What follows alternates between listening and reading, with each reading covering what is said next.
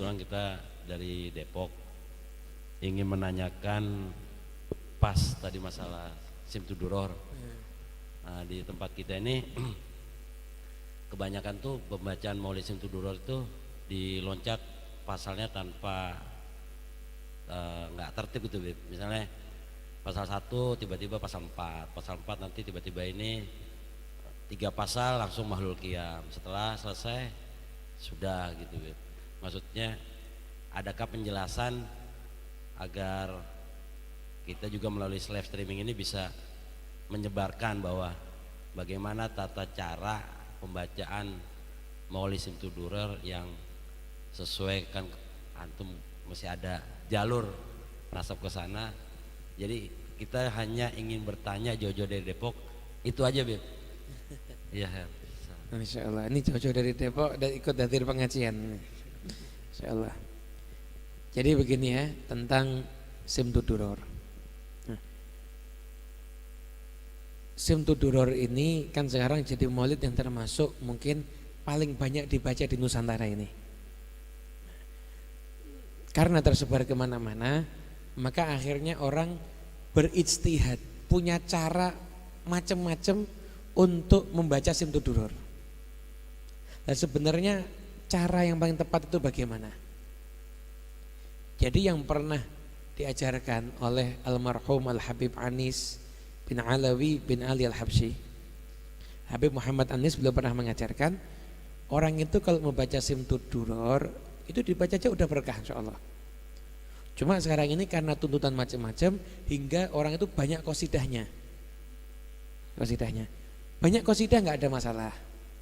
Cuma memang idealnya ketika maulid itu kalau bisa qasidahnya jangan asal-asalan, memang qasidah-qasidah pilihan. Ya.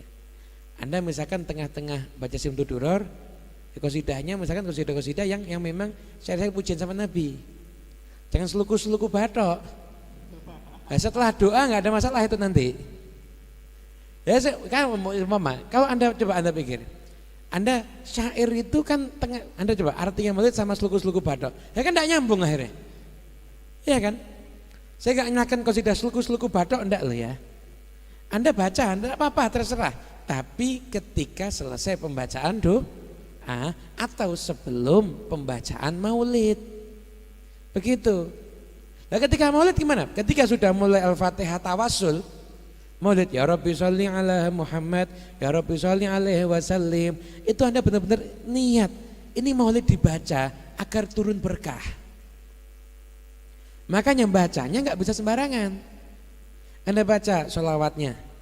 Nah, kalau bulan maulid malah hafil ufki nuru kaukab. Tapi kalau di luar bulan maulid asyrafi badrin fil kauni asyraq. Setelah itu assalamualaikum. Kalau mau, nggak tanpa pakai assalamualaikum juga nggak ada masalah. Setelah itu baca ayatnya. Inna fatahna laka fatham mubina. Ada beberapa ayat tentang Nabi Muhammad. Setelah itu baru alhamdulillah kawi sultono. Itu fasal berikutnya. Lah usahakan dari fasal pertama sampai ke qiyam itu ada 7 fasal. Jangan sampai ada yang nggak dibaca. Anda selain qasidah nggak ada masalah. Alhamdulillah kawi sultono. Fasal kedua tajalal haku, ya la qalbinnya qasidah. Itu nanti fasal berikutnya wa asyhadu an la ilaha illallah, saya itu qasidah lagi enggak ada masalah. Saya itu amma ba'du, saya itu qasidah lagi. Boleh enggak ada masalah, tapi dibaca semuanya. Sampai waqat ana wa mundu aliqat fahina qaruba. Setelah itu mahalul qiyam. Nah, setelah mahalul qiyam, setelah itu wahina baroza dibaca. Jangan sampai wahina baroza enggak dibaca. Kenapa? Maulidnya itu di sini. Ini kisah kelahiran Nabi Muhammad. Ini kita mau cari berkah dari ekspresi kecintaan dengan kelahiran Nabi ya ketika wahina baroza. Ini dibaca wahina baroza. Setelah wahina baroza dibaca, setelah itu kan sisi roh Nabi Muhammad semuanya itu. Setelah itu kan sisi roh Nabi Muhammad. Nah, Anda mau lompatihi silahkan. Setelah itu Anda baca di bagian akhir. Mau Anda mulai wahai itu tasyarafatil asma itu fisiknya Nabi Muhammad. Itu fasal yang terakhir walaqad tasofa, itu adalah sifat akhlaknya Nabi Muhammad. Setelah itu lah antara wahina, sebelum wahina kasih qasidah boleh, setelah wahina qasidah boleh, setelah itu walaqadit qasidah boleh, setelah itu doa, setelah doa Anda mau qasidah boleh. Tapi kalau baca fasal-fasal yang saya sebutkan tadi itu semuanya harus dibaca. Nah, Anda nggak usah pakai bilang, "Loh ini kan kita waktunya nggak cukup." Waktu cukup, baca fasal itu sebentar, lebih lama qasidah. Fasal itu kalau mau dibaca, itu rawi, itu mau dibaca sebentar. Allah nggak sampai 5 menit. Qasidahmu kurangin dikit, kasih kesempatan untuk baca rawi. Lah kenapa sih kok harus baca rawi? Karena rawinya ini yang di situ ditulis oleh seseorang yang udah ada hubungan dengan Nabi Muhammad. Dan di situ ada doa-doa yang luar biasa. Itu ada sholawat. Sholawat di fasalnya Simtud Duror yang sebelum Qiyam itu ada sholawat. Yang satu Nabi Ali dengan satu berharap apa?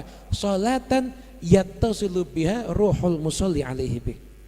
Sholawat yang dengan sholawat ini rohnya orang yang bersholawat akan bersambung dengan Nabi Muhammad. Anda bayangkan bagian yang azim dari maulid, biar ruh kita bersambung sama Nabi Muhammad, kadang-kadang dilompati, diganti qasidah yang mohon maaf yang nggak jelas pengarangnya siapa. Nggak jelas pengarangnya siapa. Simtud Duror ini udah ada bisyarah, banyak ulama yang udah bawa kitab ini ziarah ke Nabi Muhammad di masa hidup Habib Ali dan mendapatkan bisyarah langsung dari Nabi Muhammad. Kisahnya jelas. Anda mau percaya boleh, nggak percaya juga nggak ada masalah. Ini bukan rukun iman. Tapi Anda harus percaya, memungkinkan kalau itu akan terjadi. Mungkin aja kalau itu terjadi. Bisa aja. Itu sangat mungkin untuk terjadi. Dan saya sangat percaya karena yang menceritakan waliullah semuanya itu. Ada bisyarah. Lah syair yang Anda baca sebagai gantinya rawi, apakah syair itu udah ada bisyarah dari Nabi Muhammad? Belum ada kan? Kenapa Anda ganti rawinya dengan syairnya? Kan sayang. Rawi tetap dibaca tapi tetap juga bersyair.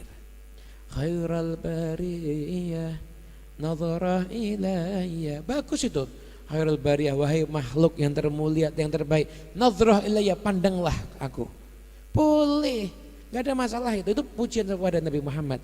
Tapi pilih syair ketika rawi yang bagus. Nah setelah doa, Anda mau pakai syair-syair yang model macam-macam silahkan. Tapi ketika rawi itu usahakan syair-syairnya itu yang benar-benar syair yang ada hubungannya dengan Nabi Muhammad atau syair-syair munajat dan doa dari orang-orang yang soleh. Itu akan menjadikan majelis itu penuh berkah. Sekarang kita bedakan. Majelis itu yang mau kita kejar itu hatinya orang yang hadir atau telinganya. Kalau Anda mau ngejar hatinya, bagus. Anda mau ngejar telinganya, ya kita nggak bisa ngelarang. Kita nggak bisa ngelarang. Tapi kita sampaikan juga, yang ngejar telinga udah banyak sekarang ini. Sekarang yang kurang ini adalah majelis yang mau ngejar hati. Majelis maulid yang ketika orang hadir, ketika qiyam orang nangis, orang rindu, ini yang langka sekarang ini. Dan ini majelis yang kalau sudah seperti ini akan bisa nyambungin orang kepada Nabi Muhammad SAW. Gitu. Jadi silahkan Anda mau modifikasi dengan apapun juga, akan tapi adab dan cara-cara tadi tetap harus dijalani sesuai dengan aturannya. Itu mungkin. Wallahu a'lam bishawab.